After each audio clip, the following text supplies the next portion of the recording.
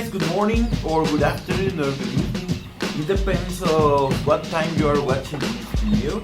Welcome to a new video of the Consumption Centers class. So remember, put your headphones or earphones on and let's go. Well, remember that the quality is very important in every company that offers a service or a product. It is going to be the result of the expectations against the final impression that the client has with the service or the product. And to ensure the quality, it is very important to have standardized procedures. And what is standardization? Remember, standardization is to do the things every time in the same way without variations. With it, we're going to ensure that the client is going to get the same every time. In the consumption centers, of course, the standardization is a must-have in all the procedures. So, no matter if you're a waiter, a host or a hostess, a cashier, or a chef, you need to follow some standards. And of course, we have standardization for the recipes. I mean, for the way how the food is prepared. And for it, we're going to have something that is called standard or standardized recipe. But let's see what it is. Well, the slide says that a standardized recipe is a set of written instructions used to consistently prepare a known quantity and quality of food for a specific location.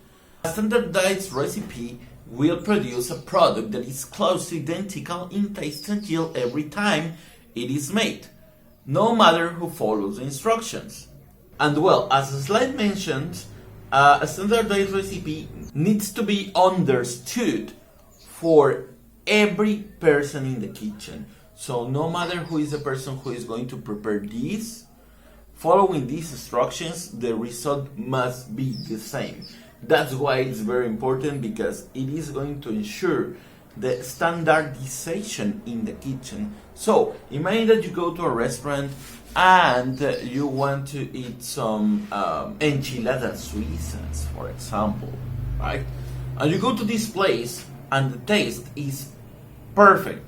You love those enchiladas suizas, but you go the next time and the taste is not the same. It has some variations.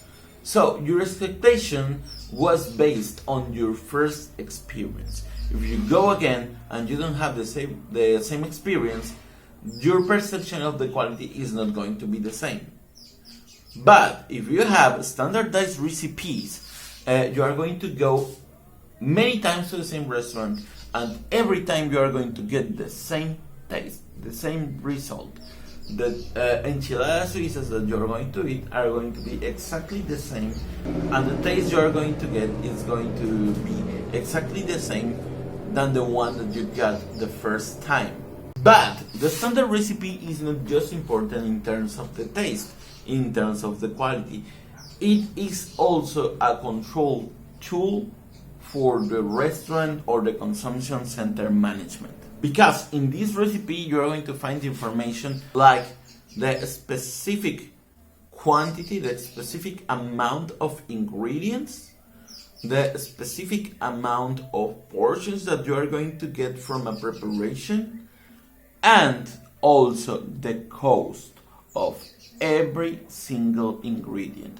So with that information, you are going to know what is the total cost of the preparation, the total cost of every dish, and with that you're going to set the public price of the dish. But let's see what are the elements that need to be in a standardized recipe. Well, first we have the menu item name. That is important because with that you're going to identify what is the dish that you're going to prepare, obviously. And of course, it needs to be consistent with the name that appears in the menu. Then we have the total yield. What is that total yield? Well, it is the total amount of servings or portions that you are going to get from that preparation. and often it includes the total weight or volume of the recipe. Then we have the portion size. What is that? It's the size of every serving or every portion that the client is going to get when they go to a restaurant or consumption center. Then it has the ingredients with the quantities, the specific quantities for every specific ingredient. As I mentioned before, this is going to be very useful to have the control of all the raw material that is going to be required to prepare a recipe. Then we have the preparation procedure, and this is the specific instructions, step by step, how this food is going to be developed. Then some other instructions like the temperature, like the time, and the HACCP control instruction. What is that? HACCP is the acronym of Hazard Analysis and Critical Control Points.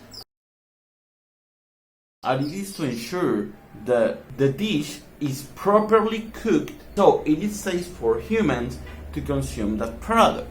Then it has special instructions according to the standard format used in operations. Then it has the mise en place.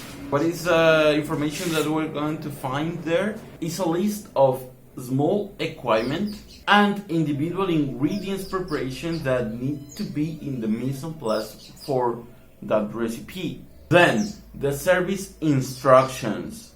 This information about how this needs to be served. If it is served hot or cold, or even about the storage. And finally, the plating and garnishing. This is about the display. How this dish needs to be displayed or served to the client. It also indicates the decoration, and if it is necessary to include some add-ons to the plate, like maybe a salad or maybe some vegetables or whatever. So it's going to indicate exactly how the dish is going to look like. So a standard recipe is a very complete document. Sometimes it can include information about the cost to have a better control, nutritional analysis, and some variations among how it is served, about the garnishing, some presentation tips, some simplification tips, suggested accompaniments or companion recipes, and some photos, some pictures related to the preparation and to the final result of the dish. Let's see some benefits about having standardized recipes.